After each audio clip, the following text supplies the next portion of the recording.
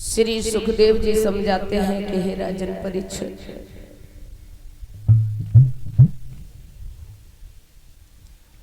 आज मैया के अंदर ममता उमड़ाई,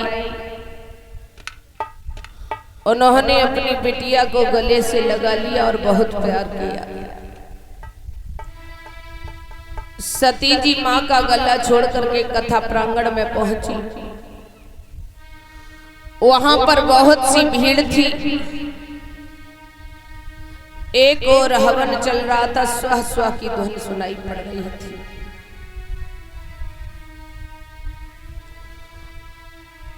आज उसी समय सती जी पहुंच गई।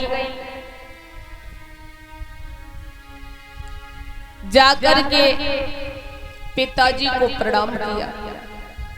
कहा पिताजी प्रणाम, लेकिन नहीं बोले।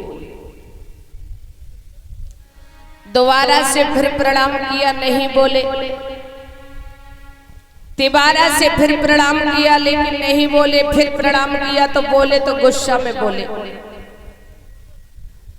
और कहा सती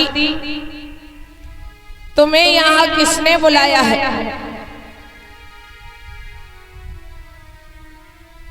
सती ने देखा कि एक खम्भे पर लिखा है इसी यज्ञ में भोले को जो भाग देगा उसे सजाए मौत दी जाएगी। सती को सहन नहीं हुआ और वे हवन कुंड के पास में पहुंच गई। ललकार के बोली कि तुम लोगों ने यज्ञ भोले को भाग नहीं दिया तो याद रखना मैं अपना बलिदान यहीं पर चढ़ा दूंगी। ताली बजा देना।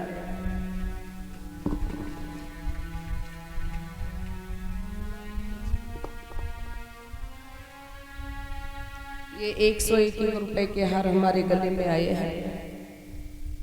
हमारे परीक्षित महाराज जी यानी कि हमारे परम आदरणीय सम्मानीय मान्यवर अंकल महिपाल सिंह जी, उनके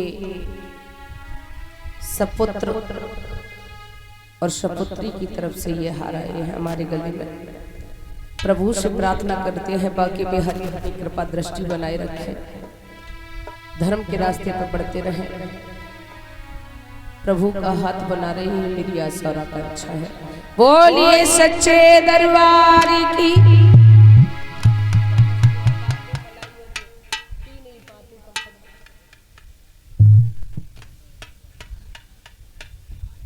आज उन्होंने देखा कि एक खम्भे पर लिखा है कि इस यज्ञ में जो भोले को भाग देगा उसे सजाए मौत दी जाएगी।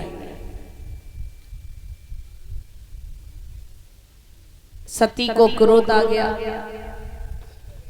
हवन कुंड के पास में पहुंच गई। ललकार के बोली तुम लोगों को क्या हो गया है? अरे बल के बकरो, अगर तुमने भोले को भाग नहीं दिया तो मैं अपना बलिदान यहीं पर चढ़ा दूंगी। सती की इन बातों से देवों पर कोई असर नहीं पड़ा और सती जी उत्तर की ओर मोह करके कुंड की दक्षिणी दिशा की ओर बैठ गई और बुरी तरह से जलने लगी। चिल्ला करके कहने लगी दिग्गजों दिशाओं में देवो ये गगन सूर्य साक्षी रहियो, हे पवन देवता पहुंच सको मेरे सैया से जाए कहियो। इस अनल देव की गोदी में ये सती सत्य पर जाती है और बाप के कुटिल अन्यायों से बेटी बलिदान चढ़ाती है। उसी समय सती ने अपनी योग्य अग्नि प्रकट कर दी और उसी अग्नि में बैठ गई और जब बुरी तरह से जलने लगी तो कहने लगी हे विधना मुझे इतना दीजिए, हे विधना तो इतना दीजिए, ये सती सत्य की धनी रहे, जहां जहां जन्मे जब जब जन्मे और भोला की दुल्हनियां बनी रहे।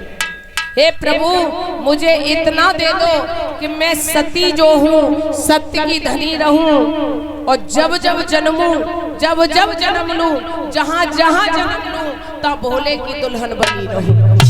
मेरे लिए इतना कर दो प्रभु। श्री सुखदेव जी कहने लगे हे राजन परीक्षित, आज सती ने भोले बाबा को हृदय का सम्राट बनाया आकांक्षा की, लेकिन याद रखना देवता पीछे महाराज यज्ञपति जी आज घरे जाइयो दोनों लोग, और याद रखियो आज से 15 दिन तक अपनी पत्नी से मत बोलियो, फिर देखो ऐसे आगा मिलेंगे जो खाते ही चले जाओगे। भृंगु जी ने उसी समय कृतिका राक्षसी को प्रकट करके तीनों को वहां से मार भगाया।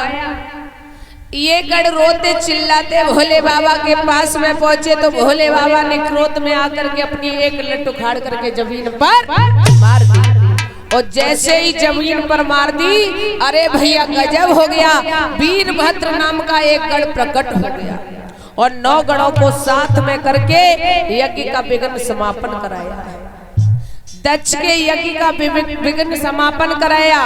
भृंगु देवता की दाढ़ी मूछ उखाड़ ली, पूषा देवता को दांत नहीं दिए, भृंगु की आंख फोड़ दी गई और दक्ष प्रजापति को मार डाला गया।